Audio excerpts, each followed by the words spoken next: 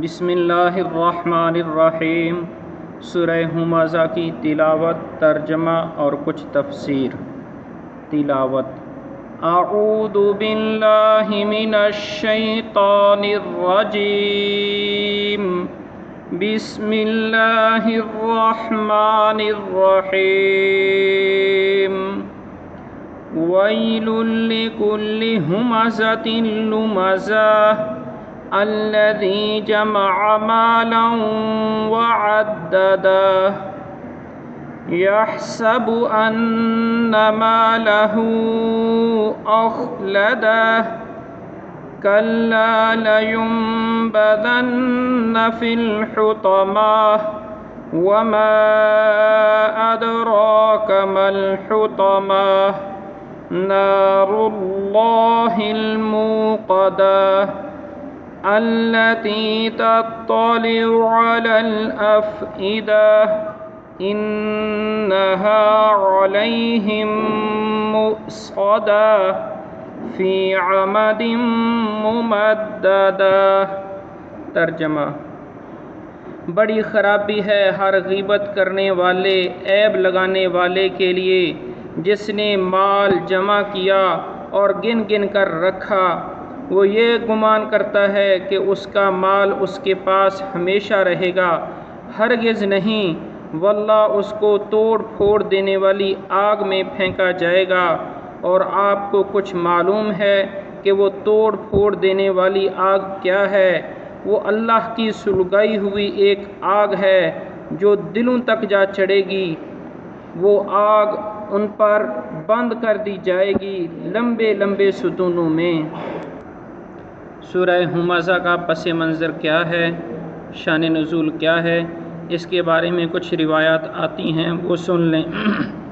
وأخرج ابن أبي حاتم عن عثمان بن عمر رضی اللہ عنہ قال ما زلنا نسمع أن ويل لكل همزة نزلت في أبي بن خلف، کہ ہم ہمیشہ یہ بات سنتے تھے کہ سورہ ہمزہ یہ ابی بن خلف کے بارے میں نازل ہوئی، اور بعضوں نے کہا کہ جمیل بن عامر کے بارے میں نازل ہوئی۔ ابن منذر نے ابن اسحاق سے روایت کرتے ہوئے فرمایا کہ امیہ بن خلف جمحی جب رسول اللہ صلی اللہ علیہ وسلم کو دیکھتا تو حضور صلی اللہ علیہ وسلم کو طعنہ دیتا اور حضور صلی اللہ علیہ وسلم کی نعوذ باللہ غیبت کرتا تھا۔ اللہ تعالیٰ نے سورہ ہمزہ کو نازل فرمایا۔ مقاتل کی روایت ہے سورہ ہمزہ ولید بن مغیرہ کے بارے میں نازل ہوئی۔ وہ نبی کریم صلی اللہ علیہ وسلم کی پیٹھ پیچھے برائیاں بیان کرتا اور حضور صلی اللہ علیہ وسلم کے آمنے سامنے حضور صلی اللہ علیہ وسلم کو طعنے دیتا، نعوذ باللہ۔ سورہ ہمزہ میں اللہ تعالیٰ نے 3 مذموم خصلتوں کو بیان فرمایا۔ حمز کہتے ہیں پیٹھ پیچھے غیبت کرنے والے کو، اور لمز کہتے ہیں روبرو طعنہ دینے والا، اور تیسری مذموم خصلت مال کو جمع کرنا اور اس کی محبت اور حرص کی وجہ سے گن گن کر رکھنا۔ اگرچہ سورہ ہمزہ ان کفار میں سے کسی ایک کے بارے میں نازل ہوئی جو حضور صلی اللہ علیہ وسلم کو ایذا پہنچاتے تھے، لیکن یہ صورت معنی کے اعتبار سے عام ہے۔ جس شخص میں بھی پیٹھ پیچھے غیبت کرنا، روبرو طعنہ دینا اور لوگوں کو ذلیل کرنا، اور مال کی محبت اور حرص کی وجہ سے مال کو جمع رکھنا اور مال میں حقوق واجبہ کو ادا نہ کرنا، جس شخص میں بھی یہ 3 مذموم خصلتیں ہوں گی تو اس کے لیے حطمہ کی وعید ہے، یعنی ایسی آگ جس میں جو چیز جائے اس کو توڑ پھوڑ دے، ایسی آگ کی وعید ہے اس شخص کے لیے جس میں یہ 3 مذموم خصلتیں پائی جائیں: غیبت کرنا، روبرو طعنہ دینا، لوگوں کو ذلیل کرنا، عیب نکالنا، اور مال کو جمع کرنا اور اس کو گن گن کر رکھنا، اور مال میں حقوق واجبہ کو ادا نہ کرنا۔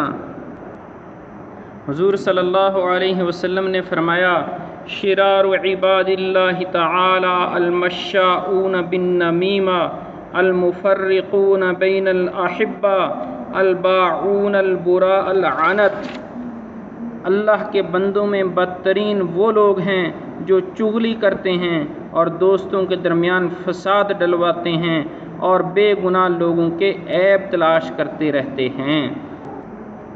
اللہ تعالیٰ ان مذموم خصلتوں سے ہماری حفاظت فرمائے۔ تیسری مذموم خصلت جو اللہ نے اس صورت میں بیان فرمائی وہ مال کو جمع کرنا اور اس کو گن گن کر رکھنا۔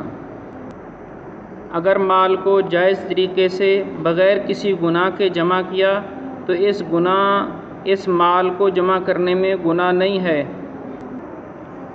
اس صورت میں مال کو جمع کرنے سے مراد وہ مال ہے جس مال میں حقوق واجبہ ادا نہ کیے، زکوٰۃ آتی تھی زکوٰۃ ادا نہ کی، اس آدمی پر حج آتا تھا حج ادا نہ کیا مال کی محبت کی وجہ سے، یا مال کی وجہ سے دوسروں پر فخر اور تکبر کرتا ہے۔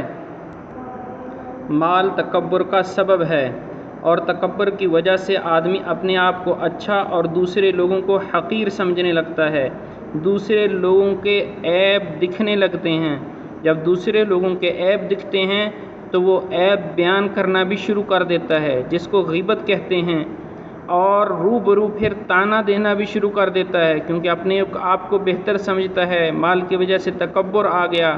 ایسا مال جس کی وجہ سے تکبر آ جائے یہ مال جمع کرنا مذموم ہے۔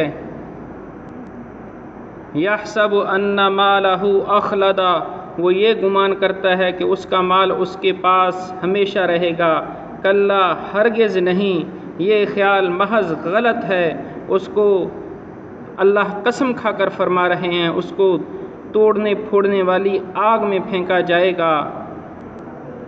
وہ آگ جو معمولی آگ نہیں، وہ بندوں کی سلگائی ہوئی آگ نہیں، نار اللہ الموقدہ، وہ ایسی آگ ہے جس کو اللہ نے سلگایا ہے۔ التی تطلع علی الافئدہ، جو دلوں تک جا پہنچے گی۔ لوگوں کی سلگائی ہوئی آگ تو جسم کو لگتی ہے، دل تک اندر تک پہنچنے سے پہلے آدمی کی جان نکل جاتی ہے، لیکن جہنم کی آگ لگتے ہی دلوں پر جا چڑھے گی، دلوں کو جلائے گی۔ دل اور روح جسم کی طرح جلیں گے لیکن موت کبھی نہیں آئے گی۔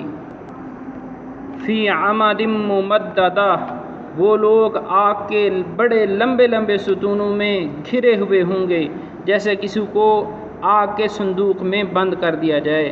اللہ تعالی ہماری جہنم کے ہر طرح کے عذاب سے حفاظت فرمائے اور ہمیں عافیت والی زندگی عطا فرمائے، آمین۔